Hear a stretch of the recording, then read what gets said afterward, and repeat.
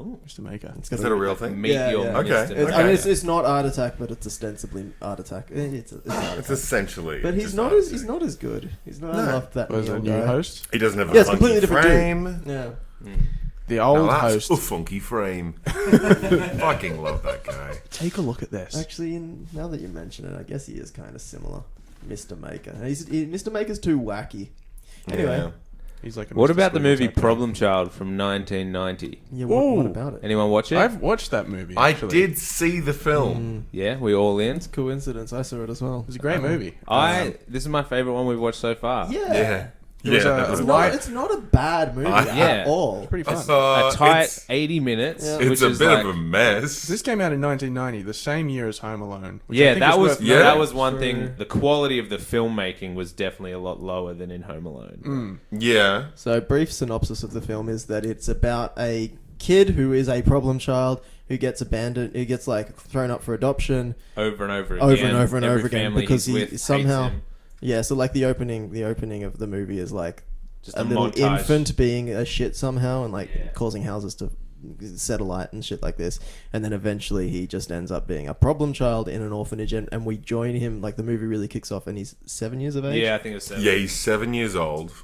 And we meet up with a family who really want to have a child, but That's right. are having trouble having one. They are They're having positively problems sterile. having a child. Now, this movie was directed by a guy called Denis, I want to say Dugan or Dugan, not sure, That's right. American Yeah. filmmaker who went on to become like Adam Sandler's director and did like Yeah. 8 of his films.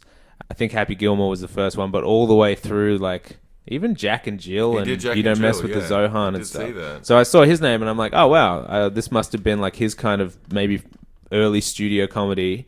And Adam Sandler saw this movie and was like, you know what? I think me and you could work together. You Maybe I got could be that your problem tone child. because this is a kids movie, right? I don't think I so. don't I think know. every joke in this movie landed for me in a way that like SpongeBob would appeal to children and adults. Yeah. I thought it was really funny.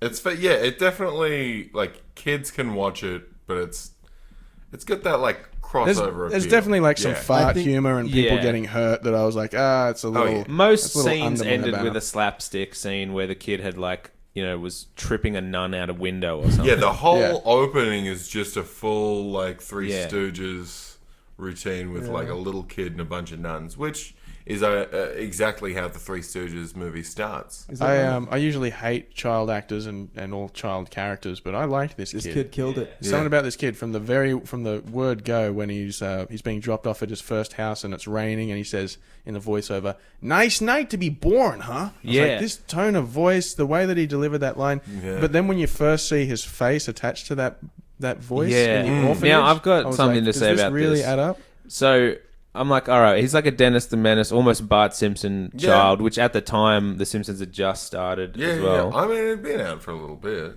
It was 89, wasn't it, first season? 89, yeah, but when was the Tracy Ullman? Oh, Is that, yeah. is that yeah. 89 or is that? I think Probably first the year season of before. the full show was 89. But Okay. so you're like, oh, okay, like bad American child is like a bit of a trope at this point. And That's true.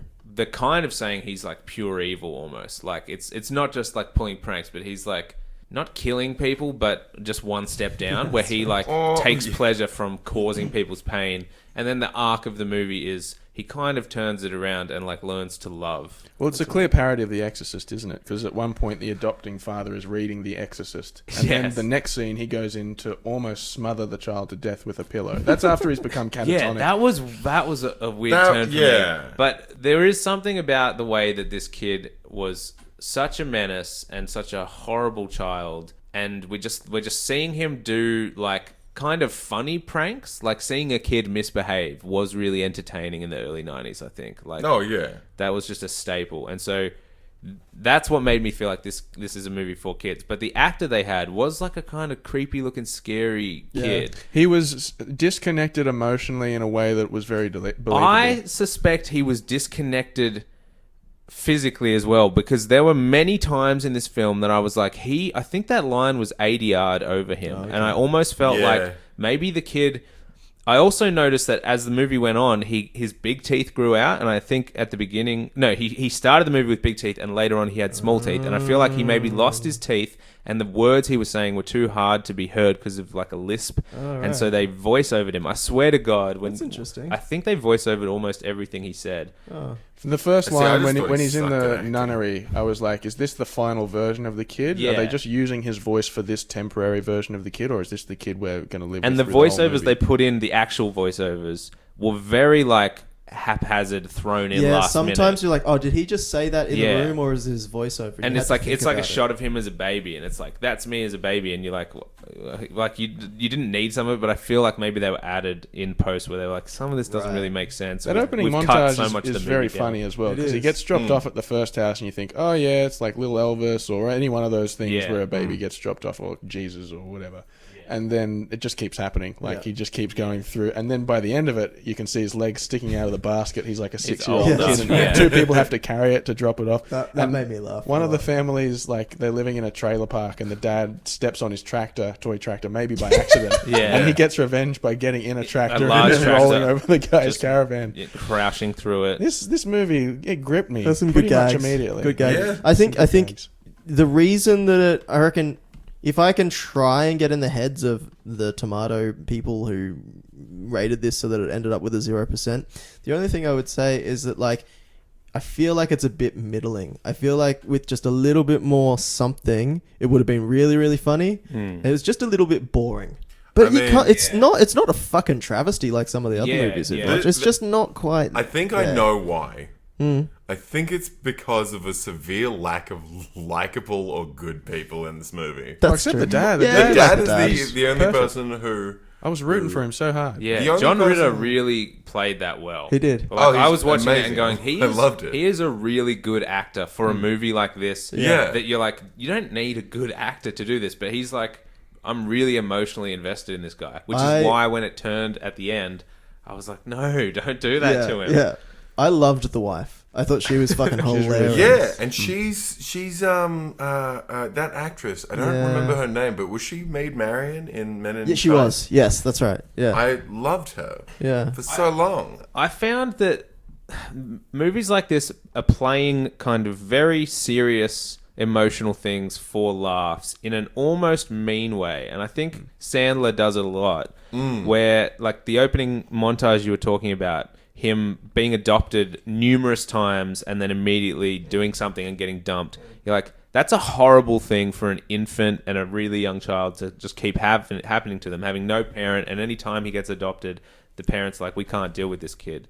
The same thing that happens to the wife character, who when you first meet her, you're not really sure what tone she's going for. Like, the husband makes some joke about, like, if we have a kid, you'll be able to go shopping. And she's That's like, right. oh, okay, then let's do it. Yeah. But as it goes on, she's like a total nutcase. She's crazy. Yeah. So she's like a social climber, and she's really upset by the fact that all these other It's like, impressing the neighbors. yeah, like Yeah. there's this society she's been locked out of because she doesn't have a kid, and she's trying to get pregnant so that she can get invited to kids' Yeah. parties Which is a and horrible network thing and stuff. to do. But I don't really So understand she can't who she's have trying to network kids, with. and then the dad suggests they adopt a kid, and she says, "I don't wear secondhand clothes, and I don't want a secondhand kid."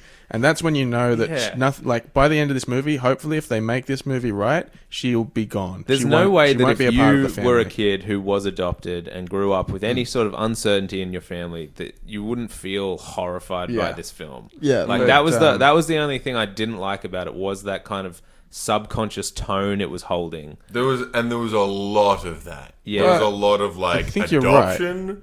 Fucking Yeah. gross. Yeah. To the point where Ew. even when they brought the kid home and they introduced him to the granddad and they're like, we've got a surprise, it's a kid. And he was like, oh, this is great, you're pregnant? And they're like, no, we adopted. He's just flat out like, Yeah. that's disgusting. Yeah. Oh, why would you do that? Yeah, no, I think you're right. It's a lighthearted look at abandonment issues amongst troubled children, but I reckon it was handled well by the end of it, because you feel like they're being very harsh on adoption, and there are a couple lines in there that were confusing as well, like when the grandfather, who is sort of a captain of industry in the town, he's Rich running, businessman, and then running goes for mayor. and he donates a big scoreboard to the baseball field. Oh, can I just interject quickly? So we've established that you've got the couple who don't have a kid yet.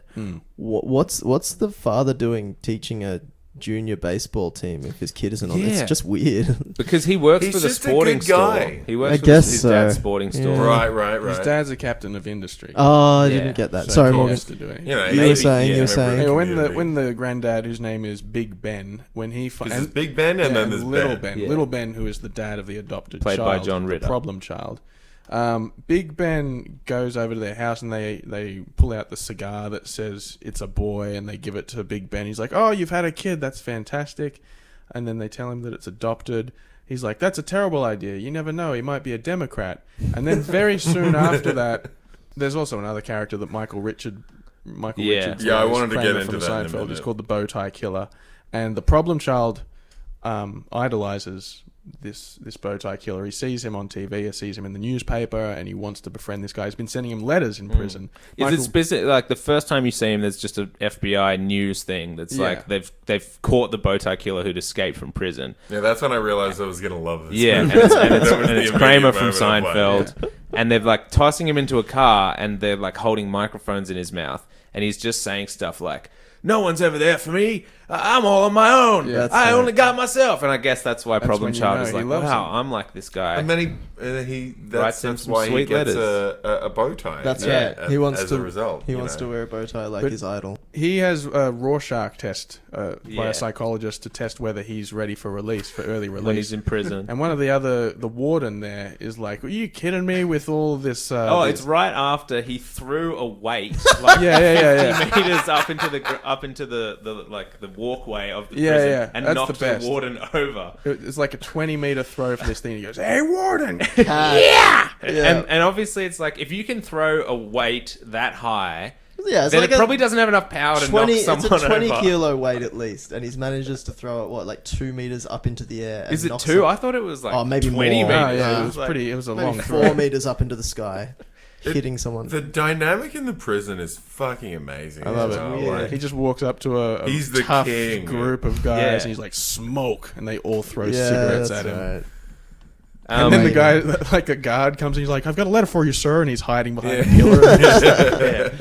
I loved so when the husband and wife are talking to the doctor about infertility and stuff, Yeah. there's a good little bit where the doctor's sort of trying to explain why they're infertile. Oh yeah. And it pulls out like Yeah, a set of like ovaries and fallopian tubes and all Yeah. this stuff, and like like a puts it model of the yeah, female with inside. parts you can pull apart, and he starts Yeah. pulling them apart and trying to explain them, and says, "So see this yellow thing and see this green thing, and then it all falls apart, and you He's can't like- get it back together." Yeah. It's like, well, it doesn't matter. The point is, you, You don't have a yellow thing, and your green thing is brown. Very good. It was very funny. I found that really funny. And right before that, they're at the fertility clinic and they're reading a magazine, I think.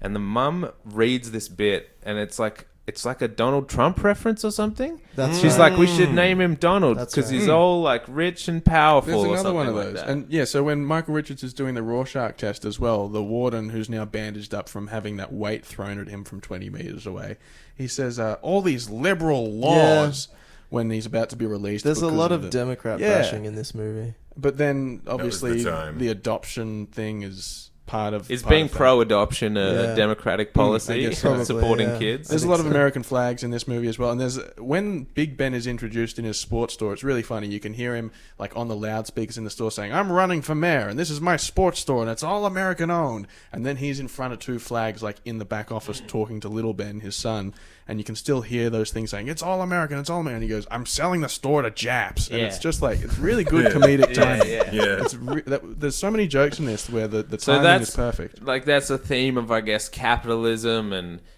industrialization, globalization. Like selling your American company to the Japanese is a plot in this movie. And again, I don't know which side of the politics that falls on. Like it's definitely played as a bad thing to do that, right? Because Yes. he's the mayor, but he's he's doing it for political gain and to just make money.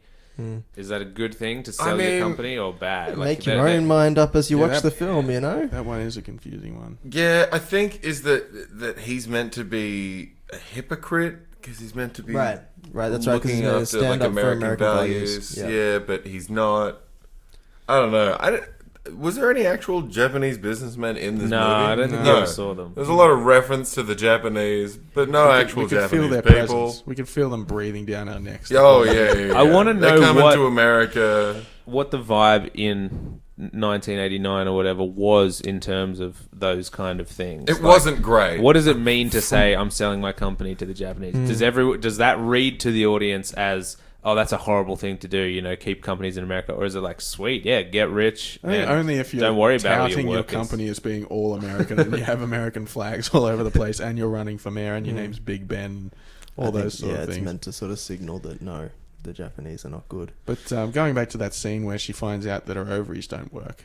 Oh, yeah. Her name is Flo. Her name is Flo. And yeah. I think she's the MVP of this movie. I thought she has funny. So many good lines. Because she's just like the worst person in the world. She just wants to have a kid to network with other parents, and it's weird. And by the time the movie plays out, her character, and I guess she hasn't changed at the core, but what you knew at the beginning about who she was and how bad of a person she was, it goes fully wild to the point where she runs away with a serial killer. That's right. Like, has sex with him in the house while her husband is in, like, the next room for no reason. Well, she's out of nowhere. Kidnapped by him. But she does willingly have sex before being kidnapped. She gets kidnapped. after they have sex. That is a very dicey scene.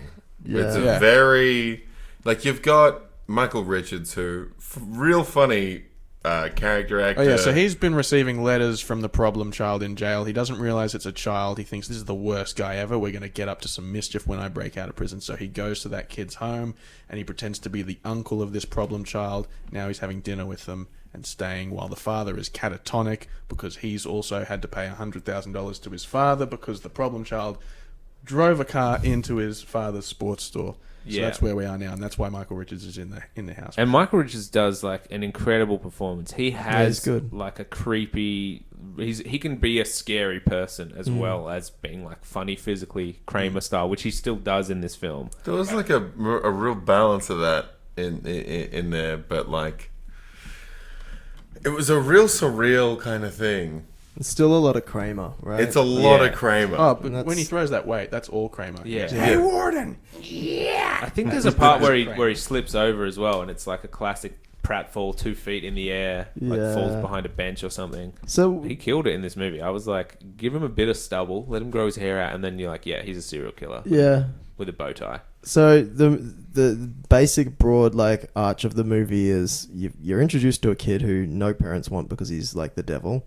And then John... We're introduced to a family that really want a kid. Now, I do want to say, it literally took over, I think, 25 minutes until these two threads got put together. Is that right? Yeah. Because you get to see him in the orphanage causing trouble. The problem child causing trouble in the orphanage. Nuns. To the point where even the nuns hate him. Yeah. But they're very actively... talked about how Gilbert Gottfried came in and tried to protect him from being chucked out of the nunnery. So Gilbert Gottfried shows up and he's like the guy that runs the business side of the nunnery, I guess. Yeah, I don't know what I guess. And the nuns come to him. He's a psychologist, I think, but he's not a brilliant psychologist. I thought he was like the manager of the orphanage. Because that's what I got. They come to him and they say, look, you get rid of this kid or we're all quitting. No, he's like, oh, the kid's not that bad. And they're like, and then right after that, the kid comes in and he's really playing it up. And he's like, I'm just so sorry about doing bad. He has his bow tie now. And he's like, see, this kid's fine. Like, you guys are all... No, he goes, see, this kid's fine. No, I can't do it. I'm sorry. See? And then... He wants to be a male nun. Yeah, that's right. He comes in and he's like, I want to join the priesthood. And they obviously know that he's lying. And then immediately they're like, see, there's no reason that we should let the kid go. And then the kid's like, whoa, you would have let me go? Okay, well then fuck everything. I'm bad again, and I'm being real bad. And he's like, oh, what are you doing, kid? And he's like, oh, sweet, I have a chance to leave. Oh, sweet, I'll be the bad kid then, and turns straight away. And so then, as like a used car salesman, Gilbert Gottfried sort of plays that role in trying to offload this kid onto Flo and whatever. John they happen to come in at the right time, and he's like, oh, we got the perfect kid for you. That's right. I'm gonna give you a good deal. Yeah. And that's how the kid ends up with them. And then, as you can imagine, the kid like does shitty shit for like, I don't know, the whole second act where slowly John Ritter's trying really hard to be a good parent and like turn this kid around and like doing the right thing. Like, the reason he's playing out is he's looking for you'll be able to go shopping and have dinners if you adopt this kid with me. And she's like, you've convinced me. Right after she's like, I would shopping? She says at one point, being a parent is power. Yeah, that's right. That's right. She has so many fun lines. Well, that's the thing. Like, when they get the kid home, Like, that's when I kind of realized it wasn't going to be exactly what I thought. Because, like, the kid's ready to, like, tear their lives apart. And then he gets into his room. And it's like a nightmare clown room. And he's like... He goes, oh my God, they're retarded. He's talking about his new parents. And he just goes, it's a slow panning shot of all these clowns in his new bedroom. And then that line just comes out of nowhere. Yeah. When they first take the kid, I think the mum says something like, we'll have parties and I'll be head of the PTA by September. Like, that's what she cares about. Like, that's her goal. What her overall goal is here, but it's still very funny. At some other point, she tells a character, when I'm done with you, you're going to be singing falsetto.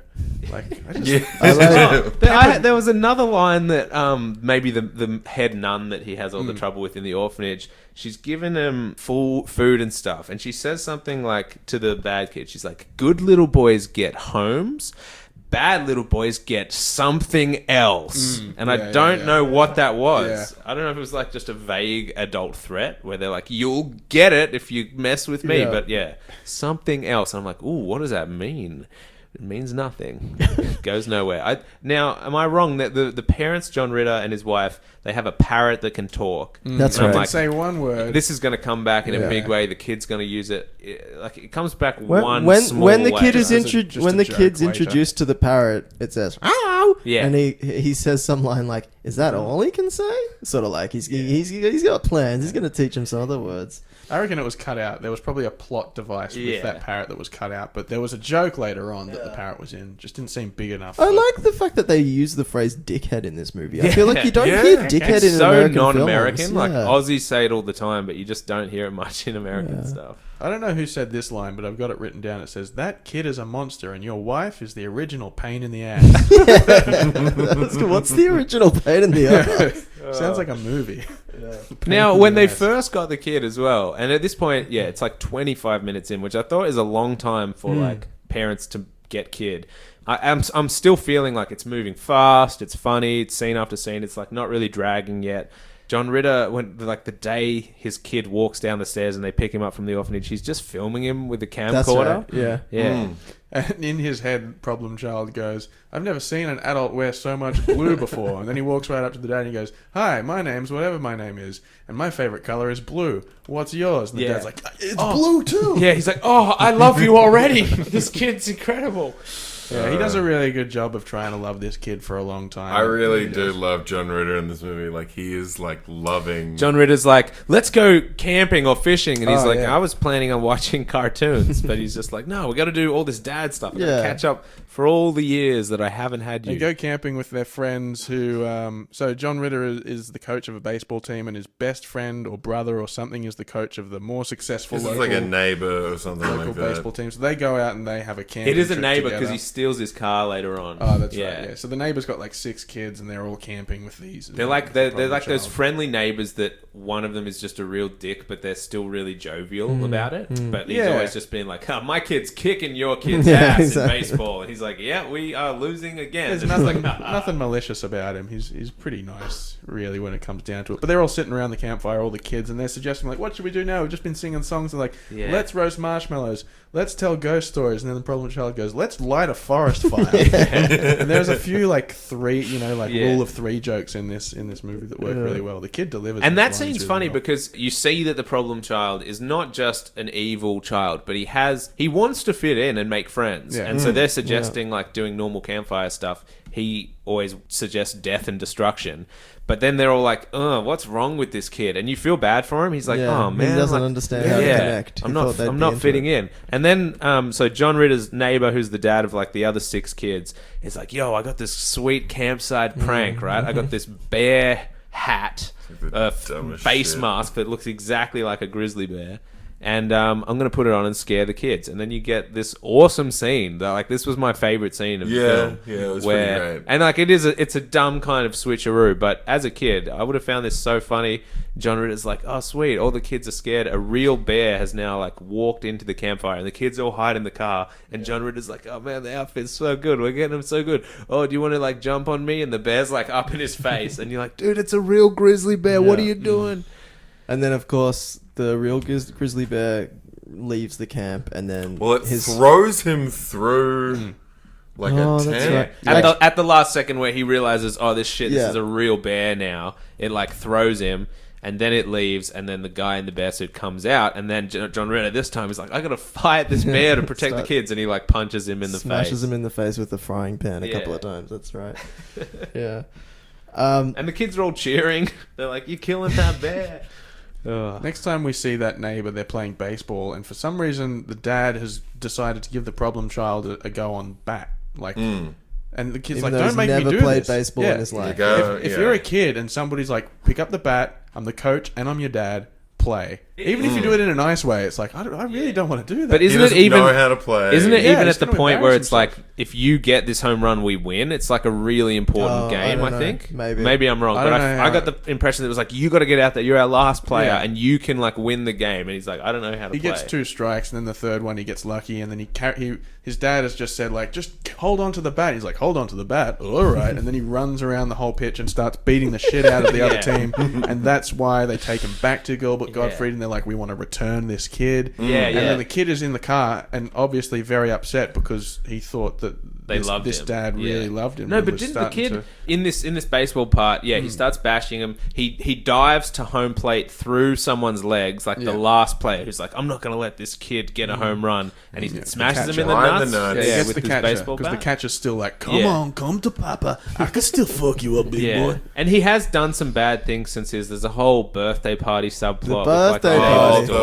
He's done a few things, and the dad's already given him the prune that used to belong to his granddad. Can we talk about that for a second? So there's like meant to be an emotional moment where John Ritter gives the kid a prune that belonged to his granddad. The relationship starts off well, and they are like connecting, and John Ritter is like, I love this kid, and then the kid does a few bad things, but he's like, it's okay, I'll discipline him. Well, there's one point where he's going to smack and he's like, they say in the book, always give positive reinforcement until it doesn't work, then give discipline. So they even try... They try everything. This movie is actually a pretty good... Doesn't the mom... Flo gives him a hairbrush to beat him with, go smack him with this. No, Flo's like the worst parent, and then he's the best and the parent. kid is very good at, right before he gets in trouble, like pretending to pray as his dad walks in and being like, I'm so sorry I made any mistakes, I really don't want to upset my new dad, and then it makes him feel really bad, but he's still holding this hairbrush and he's like, I've been told to come and beat you with this. That went right over my head. I didn't realize he was carrying they're at the party, and when he's having this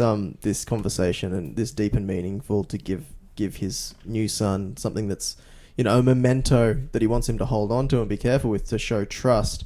There's another great Flo line where she's out like hanging out with all the parents and stuff, and he's trying to have this deep and meaningful conversation with the kid. And this is a socialite party as well. Yeah. So she's like, she comes in and like interrupts the important moment. She goes, come on. And he's like, just let me finish this. And he tries to go on.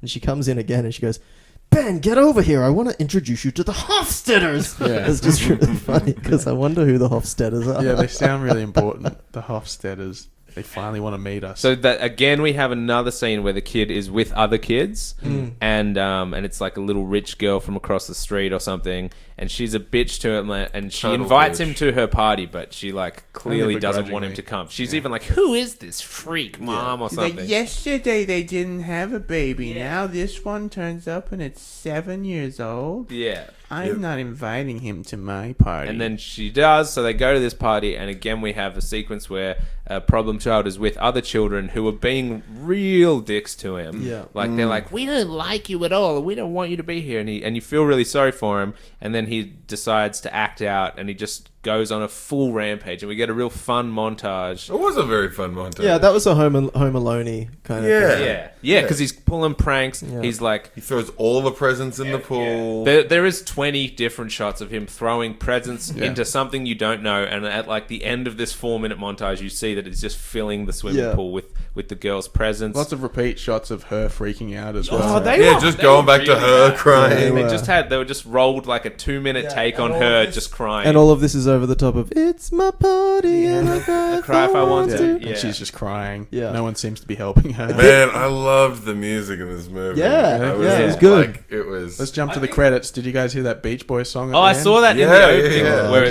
they wrote a song called Problem Child for this. How funny. I was waiting the whole movie for it. The other thing in the credits was it was written by Scott Alexander and Larry Karaszewski, who wrote the showrunners on the American Crime Story, like the People versus O.J. Simpson and Versace one. And they also wrote The People versus Larry Flint, Man on the Moon, Agent Cody Banks. Now you're speaking of my language. This is one of their first movies. Yeah, they went on to make some like real big stuff, and now they're like drama writers. Yeah, that's one thing I do know about this movie is that this was the idea was that there was like a child who got adopted with like severe mental illness issues, and they were like, okay, well, let's write a movie kind of like The Omen. Yeah, so it was meant to be a horror movie. Okay. And then they were like, is that part of it? We could do like a madcap comedy where, you know, and it slowly turned into that, which is why they're like, why a lot of people are like, this is a great movie idea-wise. Yeah. Like everyone, and it is really watchable. Have you ever seen Drop Dead Fred? I know Hayden has. Of course. Have you seen Drop Dead Fred? Drop Dead Fred is about a woman who grows up. She had an imaginary friend when she was a child because she was very lonely and had parents who were always fighting. And then this...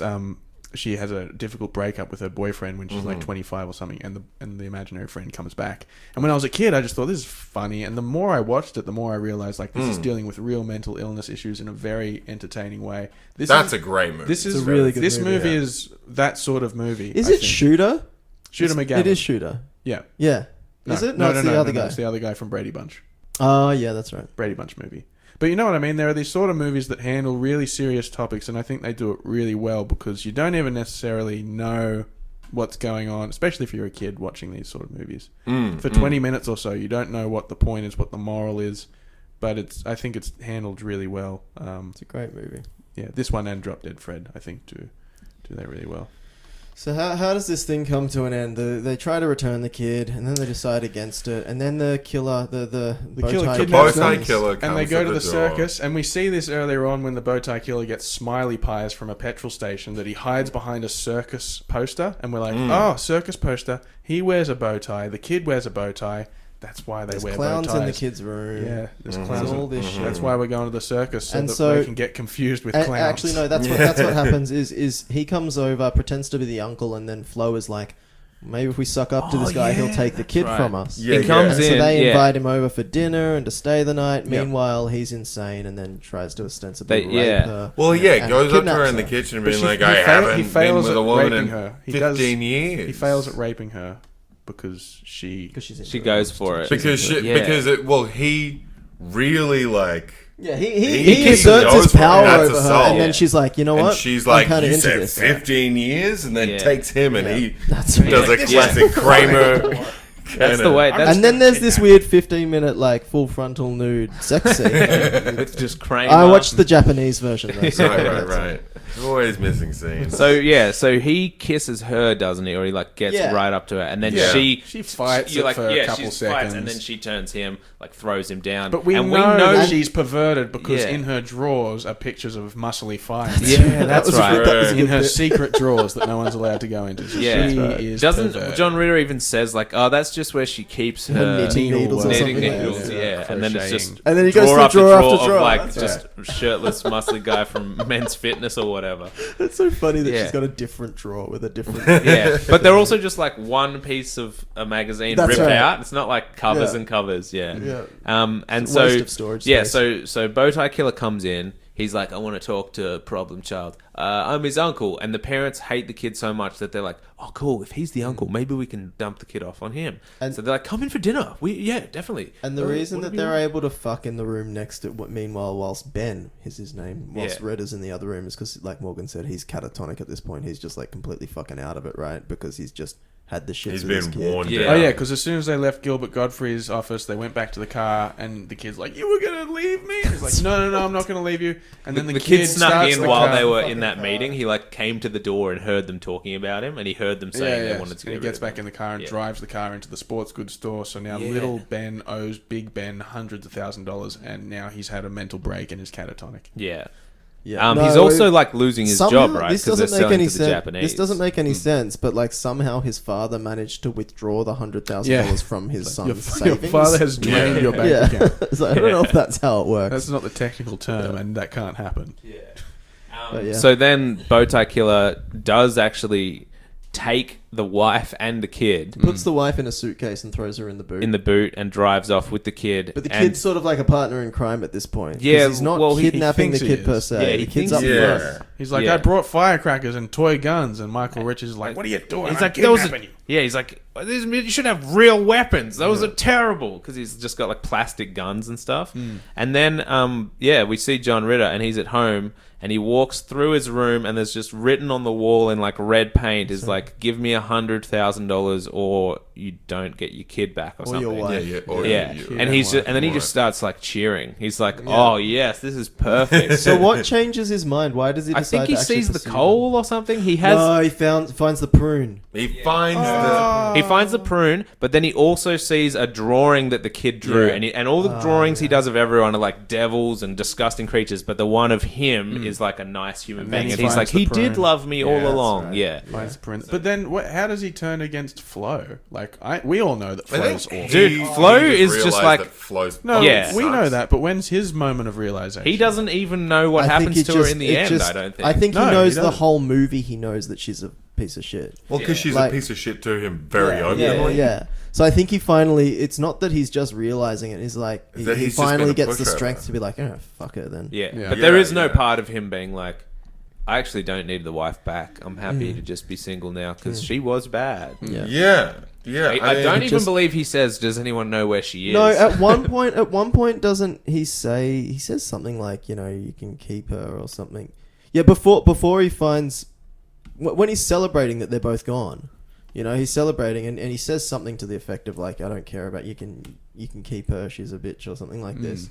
But then he only changes his mind back with regard to the kid so he comes after him. He stays in the So he sees this picture that's drawn and he sees the pruny coal thing, the black gross prune, and he's like, oh. So he steals the neighbor's car. Yeah, he goes up to the neighbor he hates and he's like, does he say, can I use your car? Or does he just... No, they're about to go. They're about to go on a camping trip. Yeah, they've got he just drives off and all the camping stuff. Yeah. And then he stands next to it and he's like, I'm taking your car. And he's like, oh, well, no, sorry, man. We're just about to go. And he gets into the car and the guy's like, obviously you're not going to take the car. And then he just drives off. And then the guy's like, whoa. And then he comes back and he's like, oh, yeah, joke's over. But then he grabs the neighbor's hat, which says world's best dad or whatever, and puts that on. Super dad and or then points at it and then drives off again. Yeah, because there was a scene earlier where the neighbor's like, I got you a hat and I got me a hat. Yeah. And yours says dad and mine says super dad or something like that. And then Michael Richards has driven off with the problem child to the circus. Don't know why he's gone there, but they've gone there.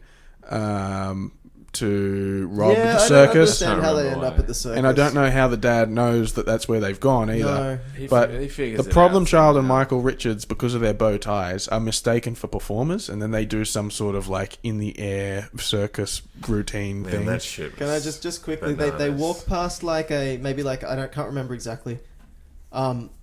They walk past like a stall where maybe there's like a balloon guy who's making balloons, and the guy goes, "Look, a giraffe!" He's like, "Look, a fist!" Yeah, that was so funny. That was lame as. You know what I did find really funny is when they were back at the kids' party, and the kid's just walking around, and it's behind him, and some kid just walks by with a balloon, and the kid, problem child, is dressed as Satan, and he's got like pitchfork, and he just pokes the balloon with the pitchfork, and it pops. Something about that is really funny. The timing on it was really, really good. It was really well timed. Big Ben's like, here, have these stickers and these badges and go hand them out to your friend. I'm running for mayor. And he's like, why would I do that? And it's like, I'll give you $10 if you do. And he goes, okay. And then he immediately goes over to a bin and puts all the stickers and stamps in the bin. It's just like, it is funny. I love this kid. Yeah, and when John Ritter's trying to punish him, he's like, he'd given him $1 earlier. And he's like, I'm going to have to take that $1 off you. And like, I hope he's got change for a 20. That's right. He pulls out this drawer and there's like hundreds of dollars in it. Yeah. So now we're at the circus. Michael Richards has just punched the balloon maker in the face, and they make their way into the circus tent where there's performances going on. They're mistaken for performers because they're wearing bow ties, pulling everything together in the perfect end of movie climax. But why are they performing and why are they at the circus? He brings money, right? He goes to trade the $100,000 for. That's right. No, I think he's got I don't know if he's actually got money in the bag or not. Communicated where to meet him though. Like, that's his goal, obviously, to get the money off Ritter. Mm-hmm. But there's been no discussion that they'll be going to the circus and meeting there. Oh, I should mention as well, just going back a little bit, when things are getting really bad between John Ritter and Problem Child, and he's like ruined that kid's birthday party, and smash the car. He also destroys his room at one point, right? Very early on, he sets fire to his room. Yeah, and then there's a part where the kid is sleeping and John Ritter just is like catatonic and has a pillow and he's like literally about to suffocate the kid and kill him. Yeah. So it gets that bad. I think it's about 2 minutes after the problem child proclaims his room as being retarded. he sets it on fire. But yeah, the dad is going to kill him at one point. Yeah. So. And then, so it is a big turn to have that nice flip and go, no, he did love me all along. I was like literally about to murder him this morning. I must have tuned out in the last 5 minutes because the most important part when they're exchanging the $100,000, which I guess isn't $100,000, and the problem child, like they're at the circus and they're making the switch. What happens? They get into a big fight. They punch each other. Here's the thing. First, there's a big car chase, right? That must be. Am I wrong? Oh, maybe they car chase to the circus. Maybe. Is there a car chase to the circus? Or away from the circus? Possibly. John Ritter's definitely in a car, so they meet somehow. So they swap the money, and then the serial killer guy, bowtie bandit, whatever you want to call him, holds on to the kid. So then do they get in a car, and then he chases after him, maybe? Well, no, because Ben and Junior end up in a car together, because it leads to my favorite moment of the movie, where he's like, you can't drive and shoot at the same time. And he's like, what do we do? And then it's Ben shooting. Oh, yeah. He comes shooting after for the tires them while Junior's driving the car. And you're like, what's going on? They do the trade, they get into a fight, and then they still do chase each other. And at some point... Oh, yeah, and it's the Wild One song. Yeah. It's like the Rage theme song. Yeah, and then at the very end of this sequence, Kramer does get arrested again, and he's like, the cops are putting him into a car, like a police car, but he grabs one of their guns and shoots John Ritter. Yeah, that's right. And we have like a Mac and Me situation We do. where you're like, whoa. Yeah, like he fully just gets shot in the chest and hits the ground, and you're like, Are we just shooting and killing everyone in these kids' movies in this era? But then that's what kids understand. Yeah. Kids understand it. But then they have like the classic John Ritter's like, oh wait, I'm not dead, and he pulls out from his like jacket pocket or whatever just a mayoral badge that his dad had for his campaign. The bullet's gone all the way through. Yeah. But he's like, this saved my life. At this point of the movie, I yelled to Putri, it should have been the prune! That's what I thought it would be. And it was. Yeah. Yeah, he pulls the prune out right behind that He's little like, badge. It was both. Yeah. There's also a nice line that they say, the problem child says when he gets to the circus, which is, oh, cool, I've always wanted to try a swizzle dog. Just like, what's a swizzle dog? Yeah, this movie threw me in a lot of different ways. Like, there's a lot of just things that are just like threw out where I didn't know how to anticipate this kind of movie. That's what comes up for swizzle dog when I type swizzle dog into Google. Just 3 different breeds of dogs. Which one's the swizzle dog? Yeah. So what happens after that? There's a point where they've got they don't know, but the mum's in the suitcase and she just gets tossed into like a drain or something, into some water. No, she gets thrown off a bridge and lands in the back of a ute that has a massive pig in it. No, that's... this is later? I think this happens before that. Oh, yeah. She gets thrown into water. This is before he gets his prune shot. Yeah. Yeah, she gets thrown into the water. You don't know what happened to her. Later on, maybe like as the movie ends, John Ritter gets reconciled with the kid. They get away. They're all fine. Then we do like a final little joke scene at the end where she's on the back of some pig farmer's ute. Yeah. And it's just like a classic. So she opens it up. She hears the pig sounds and she opens the suitcase up from the inside somehow. I don't know how you open a suitcase from the inside. Is it a cow or a pig? I think it's the back of a pig. You see balls. You hear it farting. You see it's like fat, gross testicles, and it just like comes to sit on her face. Fade to black. It's assumed that she's covered in shit. Took a scrotum as the Beach face. Boys. That's the end of the movie. Yeah, that's the final shot. I like movies that wrap up real quick like that. It's a good short movie. So you're like, oh, I guess she got what she deserved. Yeah, I felt that way. I've never been so balls. satisfied by like. I really thought she would have died. I mean, realistically, she would have died from that fall. They handled that beautifully. She goes hard. She lands in hay, but it's.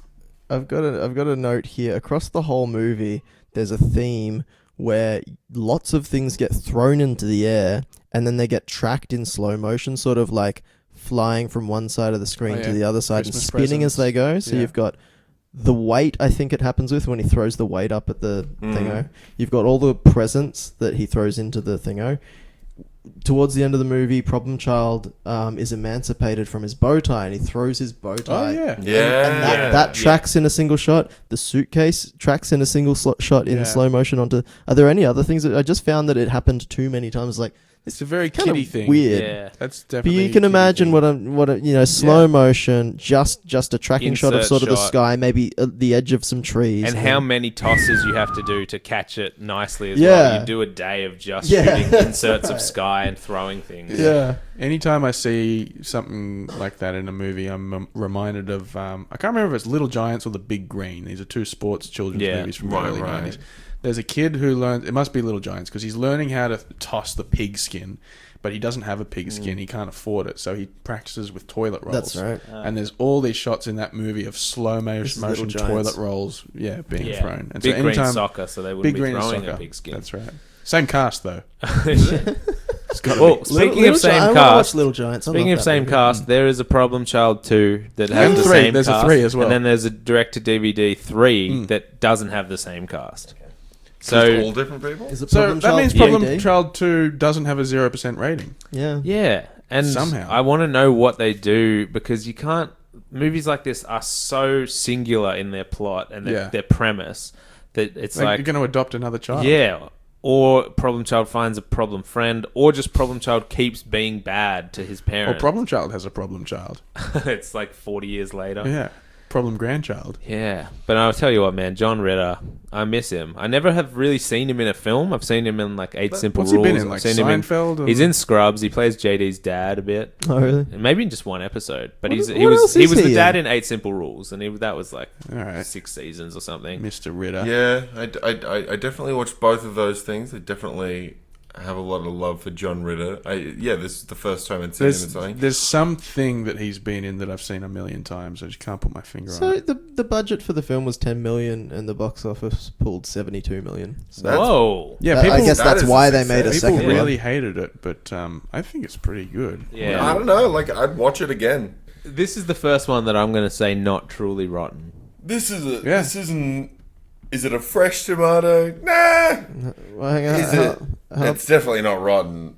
I don't think it's rotten. No way. I would This give it is- like a 7 out of 10, maybe. 100%. 6.8 I'm out gonna of go 10. with 7. Yeah. A solid 7. Yeah, I'd go like a 6 out of 10, I reckon. Does anyone remember what I gave Staying Alive? I I think you gave that a 5.5 or a 6. Oh, God. Can I update that? To be lower or higher? To higher. No rules. So I didn't like this movie as much as Staying Alive. Okay. So I think I got to give it a 5.9. Because I'm pretty sure I gave Staying Alive a 6. And that's the question. Do you guys do this? I'm going to ask this question every time. Is this better than Staying Alive? It was for me. Slightly better. But you're the only one that really likes disagree. Staying Alive. Disagree. Staying Alive is not a conventional movie in that it has long passages of music and dance. Do you remember that song?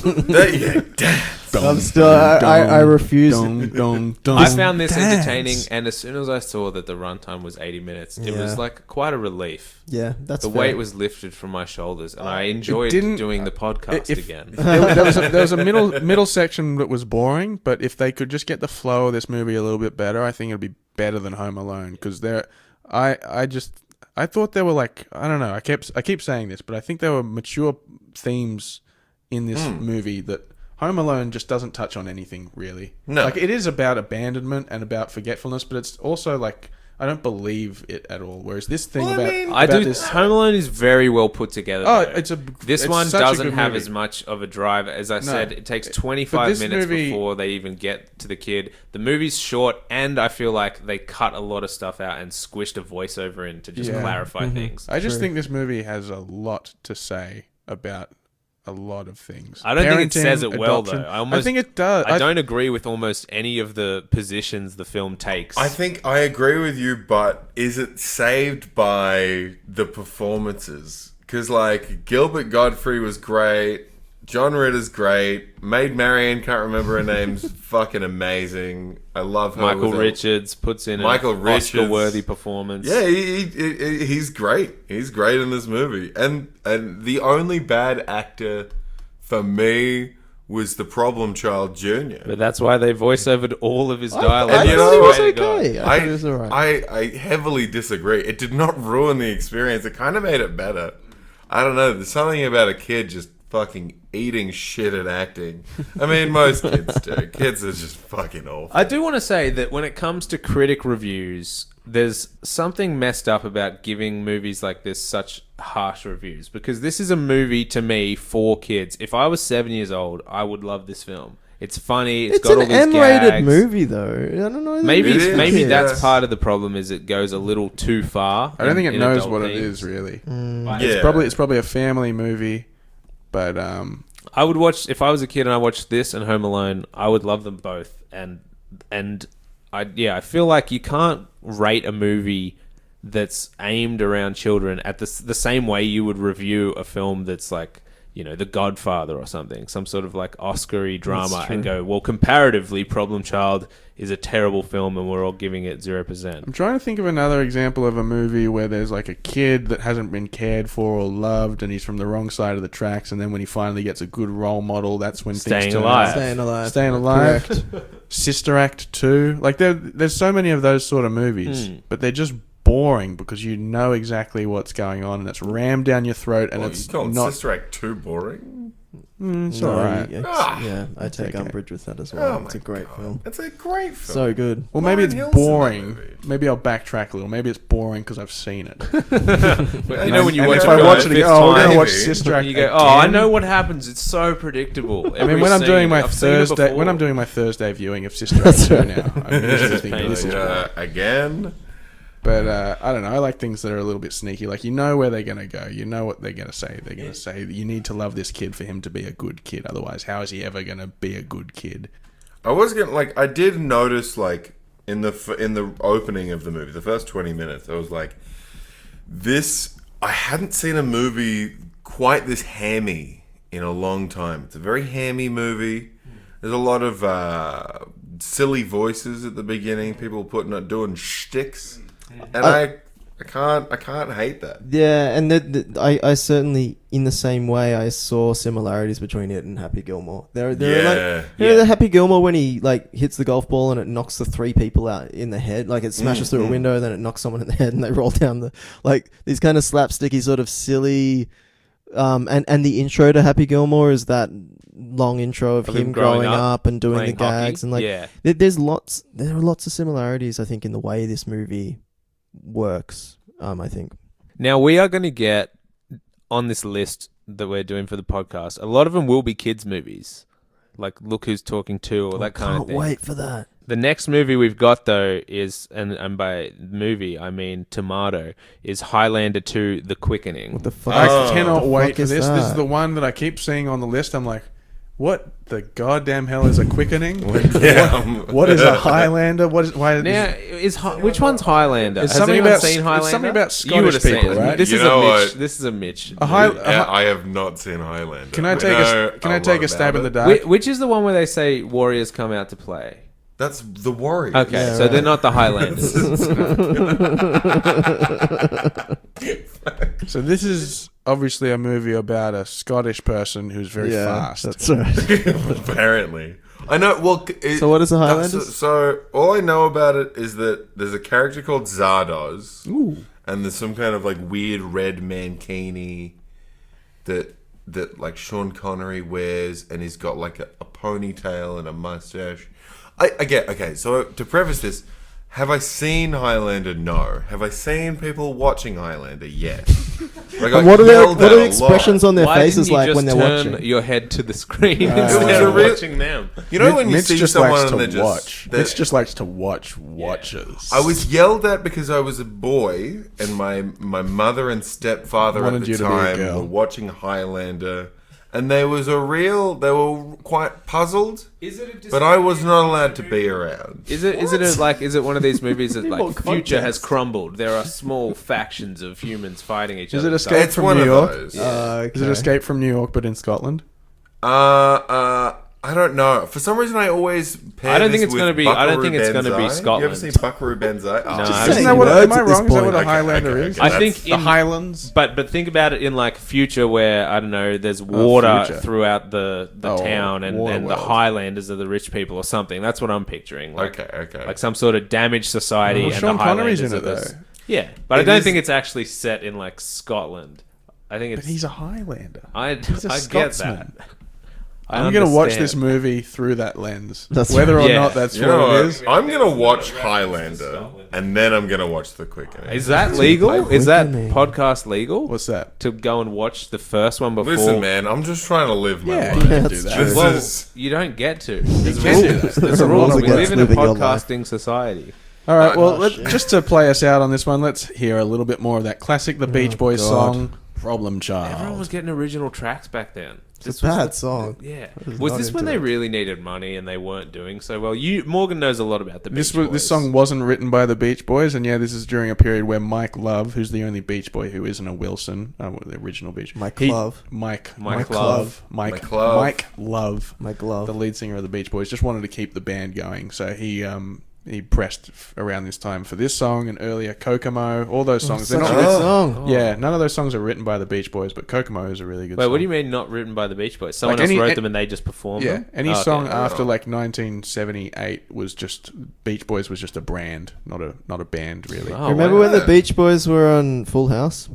No. Yeah. For some reason, Bob Saget loved that was Beach another- Boys, and then they went for somehow what are they called? The Tanners? Who's that? Whatever, Yeah, the family. yeah, they are, Somehow they ended up at a Beach Boys concert, and all of the characters they ended up on stage with the Beach Boys during a performance. It was weird. Yeah. It's like an another hour-long one. special. That's Mike Love just trying to stay relevant again. Wow. Right, okay. He did a good job. Yeah. Anyway, here's Mike the Love. Beach Boys' Problem Child. Oh, I wanna take you To a problem, a child. Everybody's running and he's problem. He's child. He's doing all these things and then he takes it This is Problem Child. The Quickening. I'm just a boy. Retarded.